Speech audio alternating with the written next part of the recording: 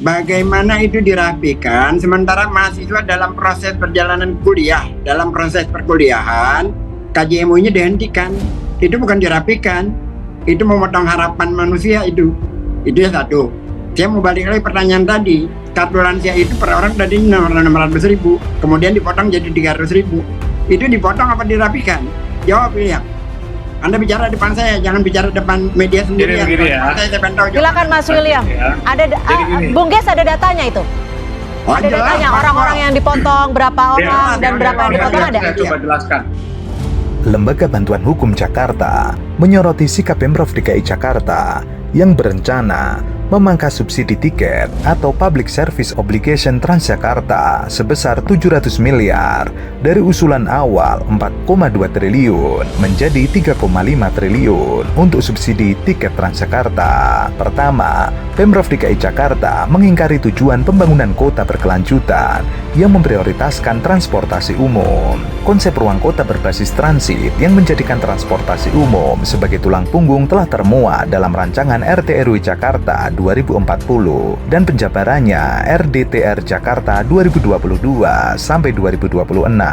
Untuk mencapai tujuan tersebut, Pemprov DKI Jakarta perlu memprioritaskan anggaran untuk mempermudah mobilitas warga, tidak lagi menggunakan kendaraan pribadi, seperti aksesibilitas, transportasi umum hingga infrastruktur pendukung seperti pedestrian dan jalur sepeda. Selain pemangkasan subsidi tiket Transjakarta, Pemprov DKI Jakarta juga menghapus anggaran 38 miliar untuk pembangunan 535 km jalur sepeda, pemotongan subsidi PSU Transjakarta, dan dihapuskannya anggaran pembangunan jalur sepeda dalam kebijakan umum anggaran dan prioritas plafon anggaran sementara 2023. Pemprov DKI Jakarta bertentangan dengan tujuan tersebut. Pemprov DKI Jakarta menyimpangi kewajiban pembangunan rendah karbon dan pengendalian polusi udara, mendorong efektivitas transportasi umum dan mobilitas masyarakat yang rendah emisi karbon merupakan salah satu upaya menanggulangi masalah buruknya kualitas udara Jakarta. Penggiat sepeda yang selama ini ada di jalan gitu, bagi kami ini sebuah kemunduran, sebuah tragedi yang boleh dibilang beberapa hari lalu juga kita bilang ini konyol gitu.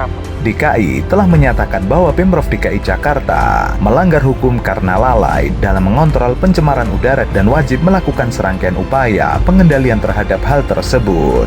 Politik anggaran Pemprov DKI Jakarta memangkas subsidi PSU Transjakarta dan menghapus jalur sepeda tidak sejalan dengan tujuan tersebut. Di sisi lain, terdapat anggaran besar pembangunan lahan parkir yang justru berorientasi pada kendaraan pribadi. Klaim pemulihan ekosistem kota dan implementasi pembangunan rendah karbon dalam nota kesepakatan Pemprov DKI Jakarta dengan DPRD seolah hanya kosmetik belaka jika tidak diikuti dengan penganggaran yang konsisten.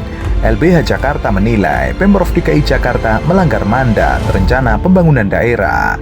Pasalnya, sejak Oktober 2022, Pemprov DKI Jakarta dipimpin oleh pejabat gubernur yang diangkat presiden untuk mengisi kekosongan jabatan berdasarkan Undang-Undang Pilkada. Dalam RPD disebutkan bahwa transportasi umum akan menjadi tulang punggung bagi ruang kota Jakarta dan berpihak kemudahan berpindah bagi warganya. Jalur pejalan kaki dan pesepeda disediakan di seluruh jaringan jalan dan setiap titik transit transportasi umum untuk meningkatkan aksesibilitas antar kawasan dengan target 70% people near transit. Meski secara formil dijadikan konsideran, tetap implementasi mengurangi subsidi PSU Transjakarta dan menghapus jalur sepeda bertentangan dengan dokumen tersebut.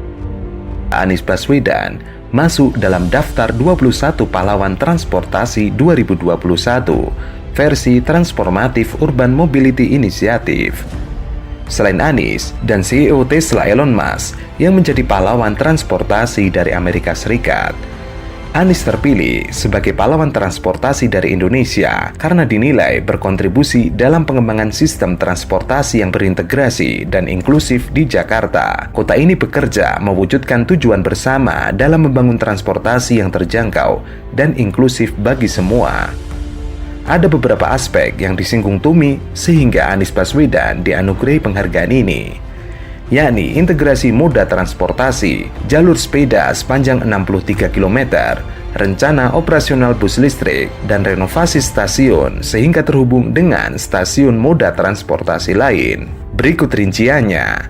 Pertama, jalur sepeda sepanjang 63 km. Anies Baswedan meresmikan jalur sepeda di ibu kota pada 21 September 2019.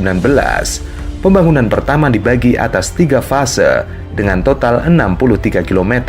Saat ini, jalur sepeda terbentang di sepanjang Jalan Fatmawati, Panglima Polim Sudirman, Jalan Tomang Raya, Kebonsiri, Matraman, Jatinegara, lalu Jalan Medan Merdeka, Tamrin, Imam Bonjol, Diponegoro, Proklamasi, Pramuka, dan Pemuda.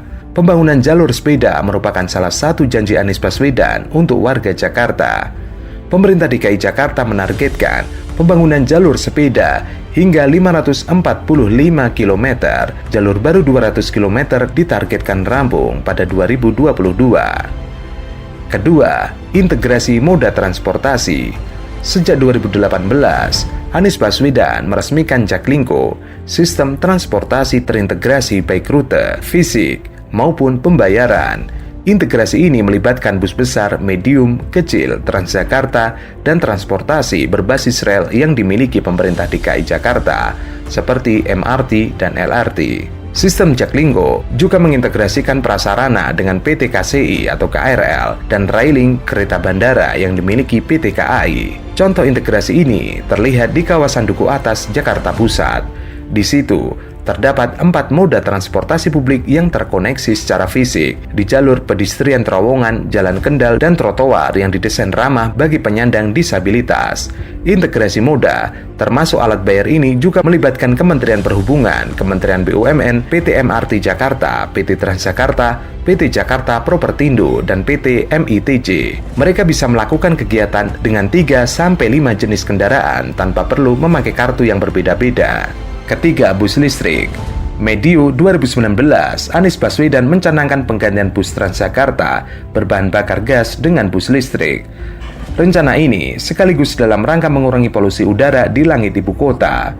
Anies mencanangkan program Langit Biru lewat penerbitan Instruksi Gubernur Nomor 66 Tahun 2019. Juli 2020, PT Transjakarta melakukan uji coba 2 bus listrik EV1 di rute layanan Blok M Balai Kota selama 3 bulan. Bus yang diuji coba yakni single tipe low entry tipe K9 dan bus medium tipe C6. Kedua bus ini memiliki daya baterai yang tahan lama dengan jarak tempuh diperkirakan mencapai 250 km sebelum baterainya harus diisi ulang. Dengan durasi pengecasan kurang dari 4 jam setiap harinya, PT Transjakarta menargetkan pengoperasian bus listrik secara bertahap pada pertengahan semester kedua tahun ini. Transjakarta akan bekerja sama dengan sejumlah operator angkutan umum untuk mencapai target ini. 4. Renovasi stasiun. PT Mas Rapid Transjakarta bekerja sama dengan PT Kereta Api Indonesia menata 4 stasiun KRL Jabodetabek. Keempatnya adalah Stasiun Tanah Abang, Stasiun Sudirman, Stasiun Senen, dan Stasiun Juanda. Tujuannya agar sistem pengelolaan transportasi publik saling terhubung. Dalam penataan ini, pemerintah juga menyediakan lokasi antar jemput penumpang ojek online dan pangkalan, bajai, bus listrik, halte bus Transjakarta, Mikrotrans, dan jenis transportasi lainnya. Selasar dan fasilitas pejalan kaki, LIB Transjakarta, penyediaan rambu pengarah hingga penataan pedagang kaki lima dibenahi. Anies mengatakan, penghargaan pahlawan transportasi 2021 dari Tumi bukan saja untuk dirinya. Ia mengatakan pahlawan sebenarnya adalah ribuan orang yang bekerja setiap hari mendorong integrasi transportasi Jakarta. Jutaan warga yang ikut menyukseskan dengan memilih berjalan kaki, bersepeda, dan menggunakan transportasi publik. Pengakuan ini adalah buat kita semua.